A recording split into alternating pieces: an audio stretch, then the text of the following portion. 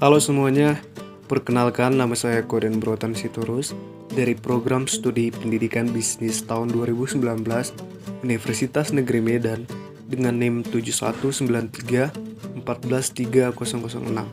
Di sini saya akan menjelaskan tentang International Business Partnership dan internetisasi. Selamat menyaksikan. Perkembangan teknologi dan tantangan kompetisi yang mengikuti arus globalisasi pasar menyebabkan banyak perusahaan terjun ke dalam kemitraan bisnis internasional atau dikenal dengan International Business Partnership atau IBP. Istilah IBP digunakan sebagai platform yang meliputi berbagai bentuk kemitraan atau kooperatif venture. Istilah lain yang juga kerap kali digunakan adalah aliansi strategik atau strategic alliances. Motif-motif perusahaan melakukan IBP menurut Prefer dan Nowak pada tahun 1976 dan menurut Porter dan Fuller pada tahun 1986 mengidentifikasikan sejumlah tujuan pokok perusahaan melakukan IBMPB. Yang pertama, mencapai skala ekonomis dan pembelajaran bersama dengan mitra bisnis. Yang kedua, mendapatkan akses ke aset perusahaan lain seperti teknologi, pasar, modal, kapasitas produksi, produk, dan tenaga kerja. Yang ketiga, memperkecil resiko. Yang keempat, membentuk suatu pasar. Dan yang kelima, keinginan untuk dapat memasuki pasar secara lebih cepat. Adapun bentuk-bentuk IBP diantaranya yang pertama, Technical Training atau Startup Assistance Agreement dengan deskripsi bantuan teknis, bantuan di tahap awal berdirinya kemitraan, dan durasinya singkat. Dengan kompensasi, lump sum fee atau sekali bayar. Ketergantungan antar pasarnya hampir tidak ada. Yang kedua, patent licensing dengan deskripsi, transfer hak paten hanya berlangsung satu kali, dengan kompensasi royalti persen dari penjualan, dengan ketergantungan antar pasar hampir tidak ada. Yang ketiga ada production atau assembly atau buyback agreement dengan deskripsi bisa berlangsung satu kali sampai beberapa kali dengan kompensasi markup atau dari komponen yang dijual dengan ketergantungan antar pasar sangat rendah. Bentuk yang keempat ada franchising dengan deskripsi menjual sistem dan hak merek, durasi minimal beberapa minggu dengan kompensasi markup dan royalti dengan ketergantungan pasarnya rendah. Selanjutnya, keuntungan dan kerugian dari IBP. Keuntungan IBP. Adapun keuntungan yaitu peningkatan pendapatan dari IBP secara langsung dan tidak langsung. Adapun secara langsung, akses ke pengetahuan pasar dari partner, akses ke aset tidak berwujud seperti teknologi, akses ke kontak ke pemerintah dan pembeli penting, dan berkurangnya satu pesaing.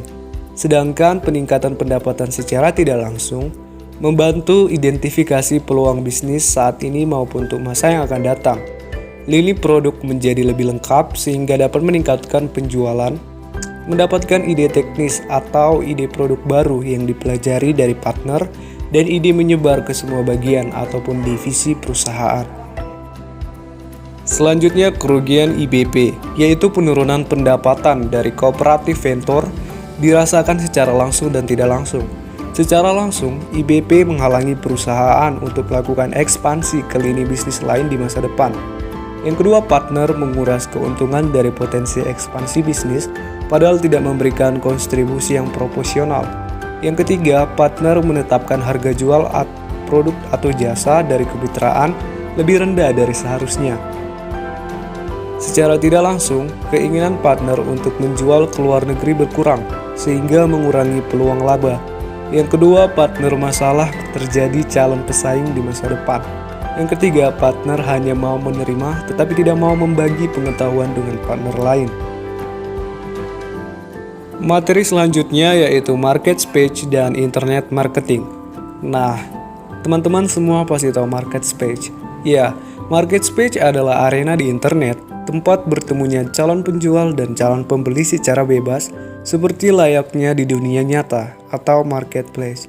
Adapun keuntungan dari market space, yang pertama persaingan tanpa melihat modal, yang kedua tidak terkendala letak yang strategis, yang ketiga meminimalisir biaya produksi, Yang keempat, memudahkan dunia luas mendapatkan produk kita. Yang kelima, memanjakan konsumen. Dan yang keenam, barang yang dijual lebih bervariatif. Adapun kelemahan dari market space yang pertama, pembeli terkadang lama dalam menerima barang hasil transaksi karena menunggu waktu pengiriman. Yang kedua, seringnya terjadi kejahatan internet. Yang ketiga, perlu adanya tambahan biaya untuk alat-alat khusus seperti koneksi internet, modem, dan sebagainya. Sementara itu, adapun komponen dari market space yaitu consumer atau konsumen, seller atau penjual, barang berupa fisik ataupun digital, front end, mitra bisnis, dukungan pelayanan, infrastruktur, dan back-end. Internet marketing. Internet marketing adalah penggunaan media internet guna mendukung proses marketing sehingga proses marketing lebih efektif, cepat, dan biaya murah. Model bisnis yang lazim diterapkan di internet marketing yaitu e-commerce, publishing, dan advertising. Adapun keuntungan internet marketing dibandingkan marketing konvensional, yang pertama skalanya sangat luas, yang kedua banyaknya informasi yang dapat disampaikan, yang ketiga konsumen mendapat gambaran yang lebih baik tentang suatu perusahaan atau produk, dan yang keempat lebih hemat biaya. Dalam menjalankan internet marketing, kita akan dihadapkan dengan peluang dan tantangan. Adapun peluang dalam internet marketing, yang pertama kemudahan dalam memiliki website, yang kedua adanya SEO, dan yang ketiga adanya iklan online. Sedangkan tantangan yang akan kita alami dalam menjalankan internet marketing, yang pertama transformasi digital, yang kedua kecepatan, yang ketiga sumber daya manusia, yang keempat masyarakat yang senantiasa berubah, yang kelima persaingan semakin tinggi, dan yang keenam zero surveillance.